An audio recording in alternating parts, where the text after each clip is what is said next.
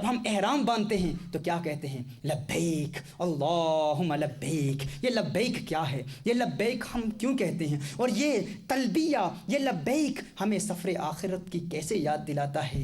غور کیجئے گا حاضرین، غور کیجئے گا ناظرین، میری بہنیں جو سن رہی ہیں وہ بھی غور کریں۔ یہ لبیک کیا ہے؟ یاد رکھیے بروز قیامت اللہ کی جانب سے ندا کی جائے گی اور مخلوق خدا سے اللہ کلام کرے گا اور اللہ مخلوق خدا کو بلائے گا، اپنی مخلوق کو بلائے گا۔ اس وقت قیامت کے روز مخلوق کہے گی لبیک اللہم لبیک، لبیک اللہم لبیک، لبیک اللہم لبیک۔ مخلوق کہہ رہی ہوگی لبیک اللہم لبیک، تو انسان محشر کے میدان کو یاد کرے کہ آج جو میں لبیک کہہ رہا ہوں این اسی طرح بروز قیامت بھی لبیک کہوں گا، اور قیامت کے روز کی لبیک کو یاد کر کے اس حقیقت کو سمجھے کہ یہ سارا سفر حج میری آخرت کے سفر کی تیاری کرا رہا ہے، یہ سارا سفر حج آخرت کے سفر کی تیاری کے لیے ہے۔ اور لبیک جب انسان کہے تو لبیک کہتے ہوئے اپنے دل میں اللہ کا خوف پیدا کرے، اللہ کا ڈر پیدا کرے، اور خوف خدا میں ایسا مستغرق ہو جائے، خوف خدا میں ایسا ڈر اللہ کا پیدا ہو جائے، ایسا خوف پیدا ہو جائے۔ حضرت امام زین العابدین رضی اللہ تعالی عنہ جب حج کے سفر پر جاتے ہیں تو جب احرام باندھتے ہیں لبیک زبان سے نہیں نکلتا۔ لوگ پوچھتے ہیں لبیک کیوں نہیں پڑھ رہے؟ کہا لبیک پڑھا کیوں جاتا ہے؟ لبیک کہا کیوں جاتا ہے؟ لبیک کہنے کا مقصد کیا ہے؟ لبیک کہنے کا سبب کیا ہے؟ یہ لبیک قیامت کے روز کے لبیک کی یاد دلا رہا ہوتا ہے۔ کہا میں نے تو سنا ہے کہ بروز قیامت لوگ جب اللہ کو پکاریں گے تو کہیں گے لبیک اللہم لبیک۔ جب اللہ ندا کرے گا تو اللہ کی ندا کے جواب میں لوگ کہیں گے لبیک اللہم لبیک۔ اور کچھ ایسے لوگ ہوں گے جن کی ندا اللہ کو پسند نہیں آئے گی، اللہ فرمائے گا لا لبیک ولا صادیک، لا لبیک ولا صادیک، نہ تیری لبیک ہمیں پسند ہے نہ تیرا صادیق ہمیں پسند ہے، تیری لبیک دل سے نہیں ہے۔ اور جو شخص وہاں پر لبیک کہے گا، جسے کہا جائے گا تیری لبیک پسند نہیں، تیرا صادیق پسند نہیں، اس کی مغفرت نہیں ہوگی۔ امام زین العابدین فرماتے ہیں اس خوف سے، اس ڈر سے میں لبیک نہیں کہہ رہا کہ اگر آج میں نے اگر آج حج کے سفر میں احرام کی حالت میں میں نے لبیک کہا تو کہیں وہاں سے آواز نہ آ جائے ہے زین العابدین لا لبیک ولا صادیق، تیری لبیک قبول نہیں ہے۔ اسی وقت جب یہ کلمات ان کی زبان سے نکلتے ہیں اونٹ سے گرتے ہیں، زمین پر گر کر بے ہوش ہو جاتے ہیں۔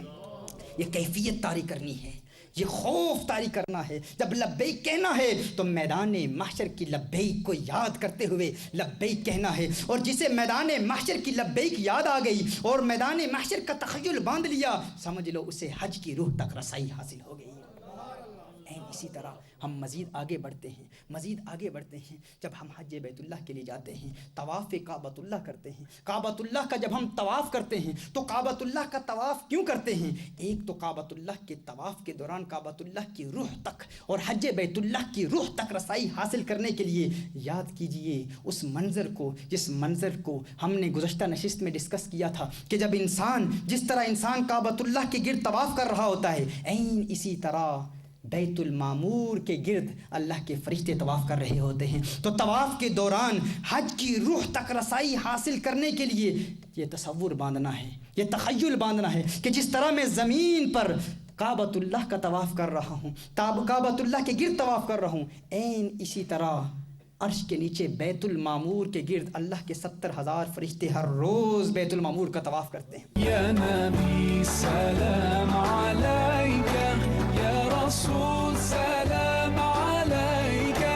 یا حبیب سلام علیکہ۔ بیت المعمور کے طواف کو یاد کرنا ہے، اور پھر کعبۃ اللہ کے گرد یہ دیوانہ وار چکر کاٹنا، دیوانہ وار کعبۃ اللہ کے گرد گھومنا، اس کا مقصد کیا ہے؟ یہ کعبۃ اللہ کے گرد طواف کرنا یہ انسان کو میدان محشر کی یاد دلاتا ہے۔ اور ہمارے صوفیاء فرماتے ہیں، ہمارے اسلاف فرماتے ہیں کہ جب انسان کعبۃ اللہ کے گرد طواف کر رہا ہو تو چشم تصور سے دیکھے، تخیل باندھے کہ میدان قیامت میں اللہ عز و جل کی بارگاہ میں جو اللہ کی بارگاہ میں مخلوق کبھی ادھر جا رہی ہوگی، کبھی ادھر جا رہی ہوگی، کبھی ایک کے پاس جائے گی، کبھی دوسرے کے پاس اللہ عز و جل کے بندے جائیں گے، اور ایک طرف سے دوسری طرف جانے کا مقصد کیا ہے؟ بار بار اللہ کی بارگاہ میں آنے جانے کا مقصد کیا ہے؟ کہا کہ یہ ایسے ہے جیسے کسی بادشاہ کی رعایا، بادشاہ کے ملک میں رہنے والے لوگ کسی بادشاہ کے پاس جائیں تو اس کے صحن میں، اس کے دربار کے بار بار چکر کاٹتے ہیں، کبھی ادھر جاتے ہیں کبھی ادھر جاتے ہیں کہ کہیں بادشاہ کی نظر مجھ پر پڑ جائے اور مجھ پر مہربان ہو جائے، کسی طرح بادشاہ مجھ پر مہربانی کرے،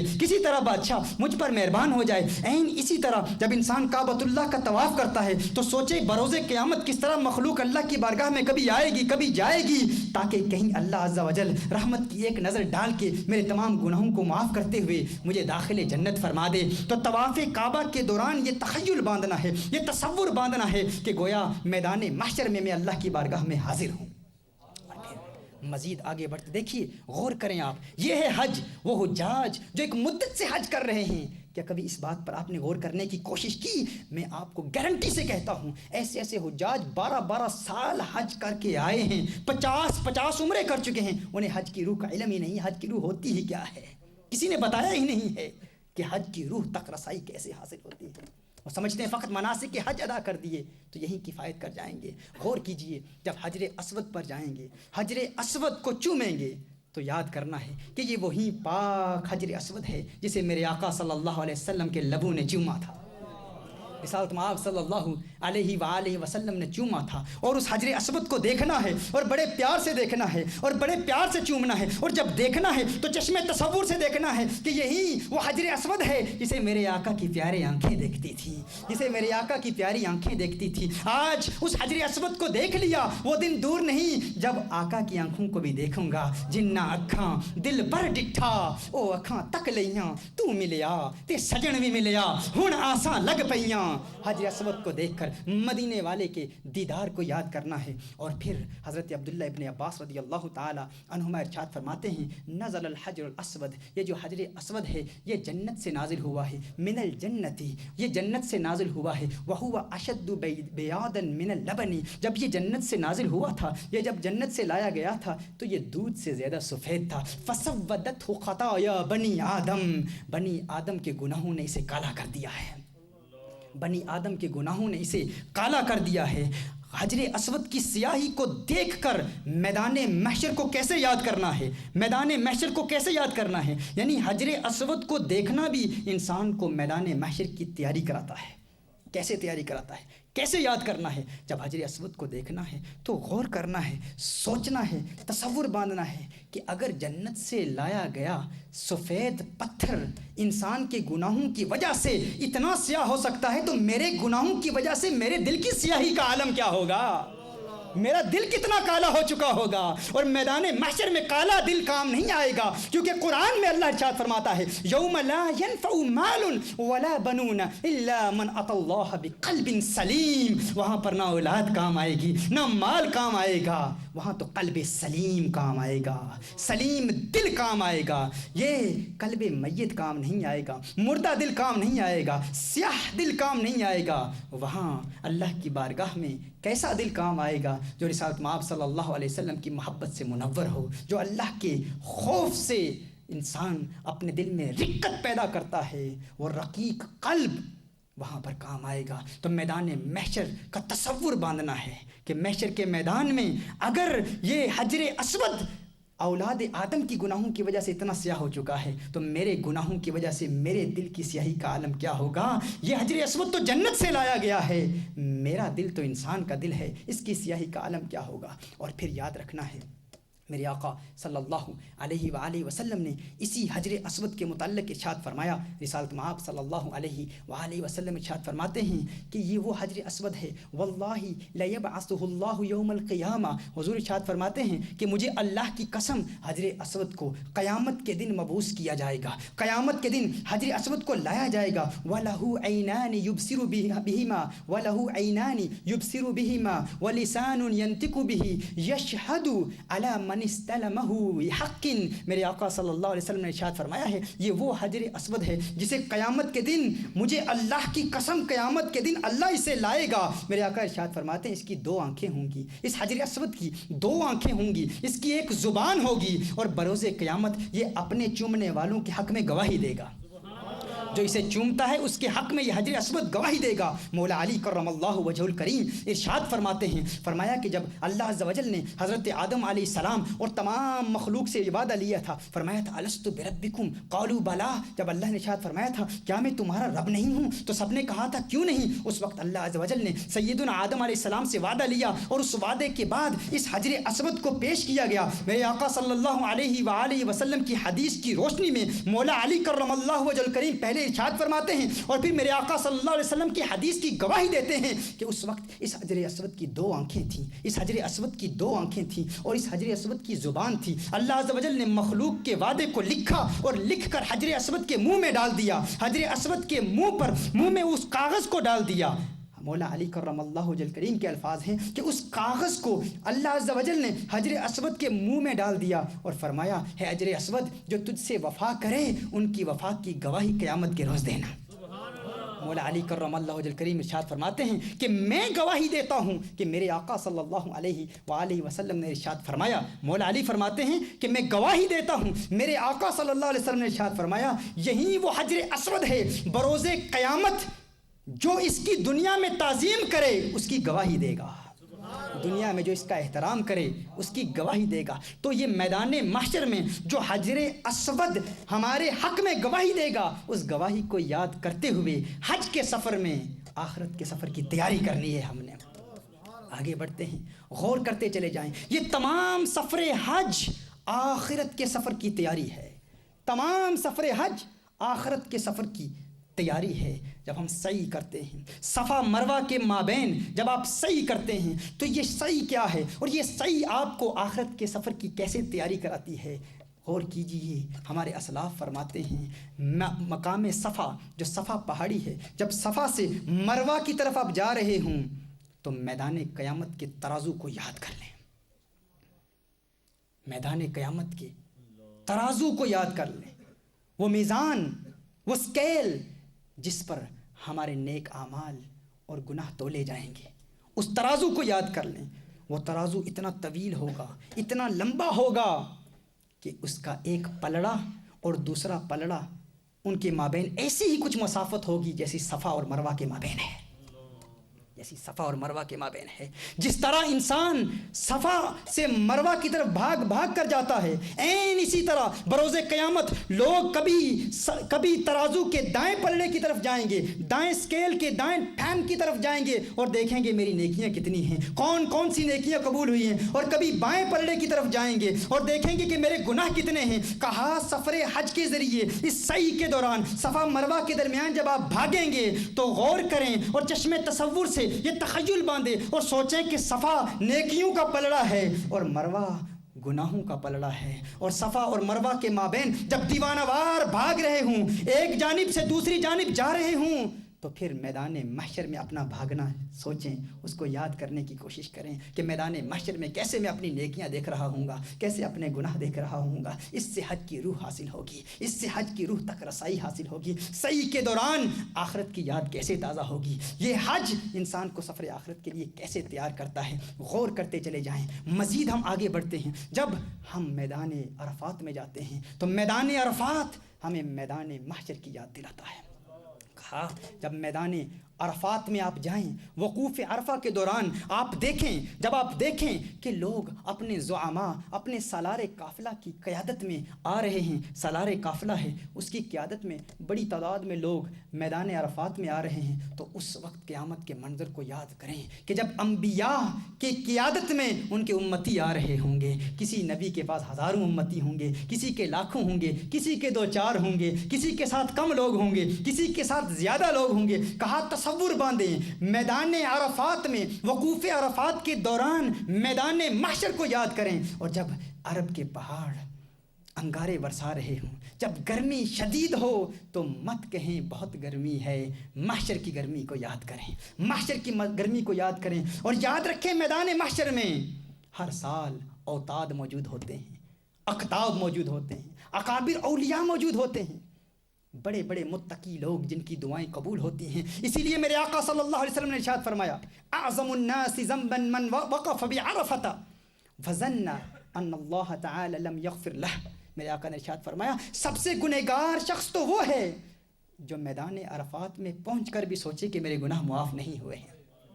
سب سے بڑا گنہگار وہ ہے جو عرفات میں پہنچ کر بھی یہ سوچے کہ آج بھی اللہ میرے گناہ معاف نہیں کرے گا۔ اس سے بڑا گنہگار کوئی نہیں ہے۔ اعظم الناس ذنبا، تو اس وقت سوچے یہاں تو اولیاء موجود ہیں، یہاں تو اللہ کے مقرب بندے موجود ہیں، اور جب سالار قافلہ کو دیکھے تو چشمے تصور سے ایک تخیل پھر باندھ لے کہ میدان محشر میں اسی طرح لوگ انبیاء کی قیادت میں آ رہے ہوں گے، انبیاء کی قیادت میں آ رہے ہوں گے۔ میدان محشر بھی انسان کو آخرت کے سفر کی یاد دلاتا ہے۔ یہی وہ آخرت کا سفر ہے۔ اگر سفر حج میں ہم آخرت کے سفر کو ہر وقت یاد کرتے رہیں، بار بار اپنے کفن کو دیکھیں، بار بار اپنے جسم کو دیکھیں، اپنے بکھرے ہوئے بالوں کو دیکھیں، اپنے بڑھتے ہوئے ناخنوں کو دیکھیں اور سوچیں کہ میں آخرت کی تیاری کے لیے آیا ہوں، آخرت کی تیاری کے لیے رخت سفر باندھ کر میں آخرت کے سفر پر جا رہا ہوں، تو یہ سفر حج کی روح ہمیں حاصل ہو جائے گی۔ قرآن کریم میں جہاں اللہ عز و جل نے ارشاد فرمایا ولا رفث فلا فسوق ولا جدال في الحج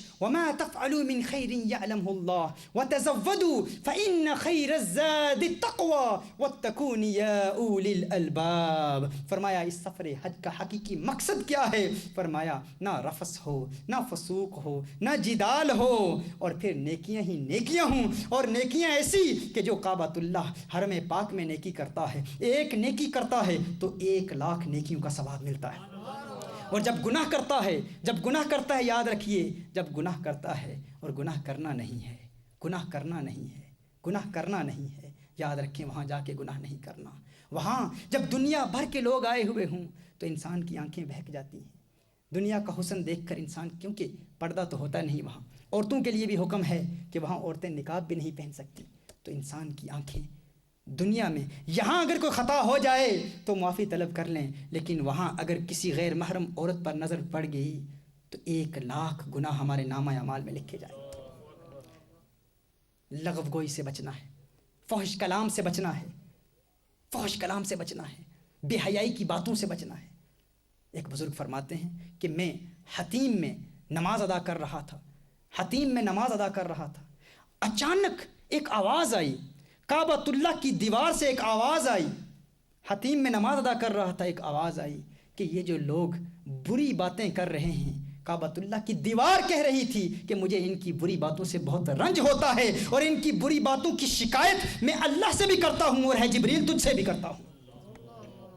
کعبۃ اللہ میں جا کر بھی اگر کوئی شخص گناہ کرے تو یاد رکھے، سیدنا عبداللہ بن مسعود رضی اللہ تعالیٰ عنہ روایت فرماتے ہیں کہ شہر مکہ یہ وہ شہر ہے، یہ فقط ایک ہی شہر ایسا ہے کہ جس میں گناہ کے ارادے پر بھی مواخذہ ہوتا ہے۔ اگر گناہ کیا نہیں، گناہ کا ارادہ کیا تو اس گناہ کے ارادے پر بھی گرفت ہوتی ہے۔ میرے آقا صلی اللہ علیہ وآلہ وسلم کی احادیث سے یہ بات روز روشن کی طرح واضح ہو گئی کہ حج کا حقیقی مقصد کیا ہے۔ یاد رکھیے، جو احبہ حج پر جا رہے ہیں، آج کا یہ سبق اور آج کا یہ لیسن سیکھ لیں کہ حج پر ہم نے سیر و سیاحت کے لیے نہیں جانا، حج پر کیمپنگ کے لیے نہیں جانا۔ میرے آقا صلی اللہ علیہ وسلم نے قیامت کی علامتوں میں سے ایک علامت بیان فرمائی ہے۔ میرے آقا ارشاد فرماتے ہیں کہ آخری زمانے میں حج پر جائیں گے تو بادشاہ جائیں گے، اور کس لیے جائیں گے؟ سیر و سیاحت اور تماشا دیکھنے کے لیے۔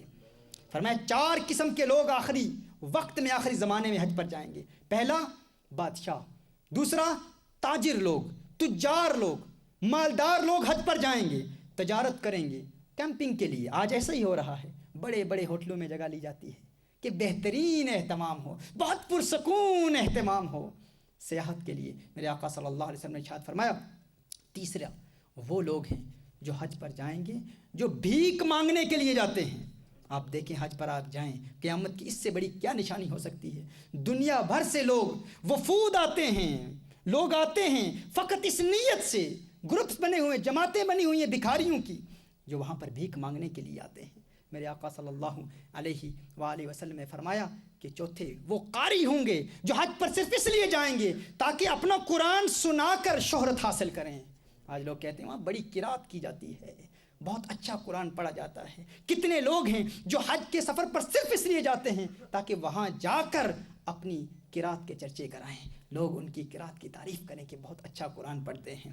میرے آقا صلی اللہ علیہ وآلہ وسلم نے جو حقیقی حاجی کی تعریف کی ہے وہ تعریف کیا ہے کہ اس کے بال الجھے ہوئے ہوں, جسم سے بدبو آ رہی ہو. آئیے آج ہم ارادہ کر لیں کہ انشاءاللہ تعالی ہم جو حج کریں گے, حج کے جسم, حج کی فزیکل فارم پر بھی عمل کریں گے اور حج کی روح تک بھی رسائی حاصل کریں گے. اگر 1 مہینے کے لیے جا رہے ہیں, 1 مہینہ تو کم از کم لذتوں سے بچنے کی کوشش کریں. کہیں ایسا نہ ہو کہ وہاں جا کر اس جگہ کی بے ادبی ہو جائے. ترک لذت بھی نہیں لذت سے کم, کچھ مزہ اس کا بھی دیکھا چاہیے. بڑی لذتیں دنیا کی دیکھ لی, لیکن لذت سے بچنا, جو اس میں مزہ ہے, جو اس میں تھرلز ملتی ہیں, جو اس میں انر ٹرانکویلٹی ملتی ہے, سکون ملتا ہے, وہ سکون دنیا کی حرام لذتوں میں نہیں ہے. اگر لذت ترک لذت بدانی, دیگر لذت نفس لذت نہ خانی. کہا اگر ترک لذت کی لذت کو تو نے چکھ لیا تو دنیا کی کوئی لذت تیرے لیے لذت ہے ہی نہیں. سعدی شرازی فرماتے ہیں 40 سال عمر عزیزت گزشت, مزاجے تو از حال طفلی نہ گشت. کہا 40 سال گزار دیے اور ابھی تیرا بچپنا نہیں گیا. زندگی کے 40 سال بیت گئے, 40 سال تیری عمر ہو گئی ہے, اور ہے نفس تو ایسا بچہ ہے کہ جس طرح کوئی بچہ نئی سویٹ دیکھتا ہے تو ہاتھ بڑھاتا ہے, نئی چیز دیکھتا ہے تو ہاتھ بڑھاتا ہے, نیا کپڑا دیکھتا ہے تو ہاتھ بڑھاتا ہے. تجھے بھی جو نیا چہرہ نظر آتا ہے, کوئی دنیا کا نیا حسن دیکھتا ہے تو پھر بھی تو دیکھنے کی کوشش کرتا ہے, ہر نئی چیز کو دیکھنے کی کوشش کرتا ہے. کہا 40 سال عمر عزیزت گزشت, مزاجے تو از حال طفلی نہ گشت. تو کہتا ہے میں 40 سال کا ہو گیا ہوں. ارے تو اپنے حقیقت کو دیکھ اور سمجھنے کی کوشش کر, تو بھی بچہ ہے. جس طرح بچہ ہر نئی چیز کو بار بار دیکھتا ہے. جب آپ ان برطانیہ کی گلیوں میں دنیا کا حسن دیکھتے ہیں تو پوچھیں کہیں میں ابھی بچہ ہی تو نہیں ہوں جو نیا حسین چہرہ دیکھا, آنکھیں جھگائی نہیں, ان کو دیکھنے کی کوشش کی. تو آؤ آج ہم ارادہ کر لیں کہ انشاءاللہ وہاں جائیں گے تو دل کی پاکیزگی حاصل کرنے کے لیے جائیں گے. انشاءاللہ تعالی مکمل تزکیہ قلب حاصل کریں گے. انشاءاللہ تعالی ہم آئندہ نشست میں اسی سلسلے کو جاری رکھتے ہوئے حج کے فلسفے پر کلام کریں گے. آج حج کی روح پر کلام ہوا ہے. حج کا فلسفہ اور حج کے ذریعے جو اسباق ہمیں حاصل ہوتے ہیں, جو لیسنز ہمیں حاصل ہوتے ہیں, ان لیسنز پر انشاءاللہ تعالی کلام کریں گے. اللہ عز و جل ہماری حاضری کو اپنی بارگاہ میں قبول و منظور فرمائے, اور وہ تمام ناظرین جو RYQ TV کی اس نشریات کے ذریعے آج ہماری اس بزم میں شریک ہوئے, ان تمام ناظرین کی حاضری کو بھی اللہ تعالیٰ اپنی بارگاہ میں قبول و منظور فرمائے. وآخر دعوانا ان الحمد للہ رب العالمین. يا نبي سلام